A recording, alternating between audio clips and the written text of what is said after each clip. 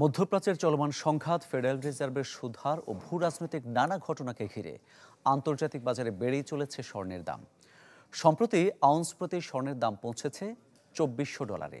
বিশ্লেষকরা বলছেন, এমন অবস্থা অব্যাহত থাকলে আগামী 5 বছরে এ হার ছাড়িয়ে যাবে $3000 ঘর। 1-2-3 ঢাকায় জমি জিতে নিন 100% ক্যাশব্যাক সহ 20 কোটি টাকার পুরস্কার।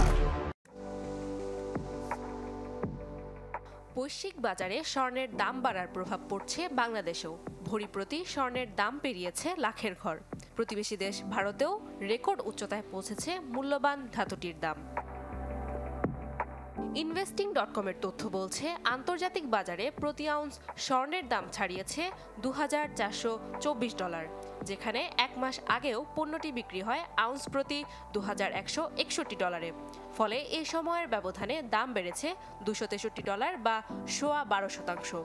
এক বছর আগে যা বিক্রি হয় প্রতি আউন্স $1980। মূলত গেল 2 মাসে সবচেয়ে বেশি বাড়ে পণ্যটির দাম। আর গেল 26 ফেব্রুয়ারি প্রতি আউন্স $2025 বিক্রি হলেও এই সময় তা বাড়ে $400।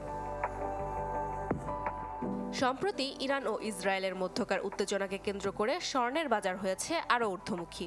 বিশ্লেষকরা বলছেন, রাজনৈতিক অস্থিরতায় নিরাপদ সম্পদ স্বর্ণ, যা মজুদে বাড়ছে বিত্তশালীদের নজর। এছাড়াও চলমান ইসরায়েল ফিলিস্তিন সংঘাত লোহিত সাগরে পণ্য পরিবহনে ব্যাঘাত ঘটায় নিরাপদ বিনিয়োগ হিসেবে দেখা হচ্ছে মূল্যবান এই ধাতুকে।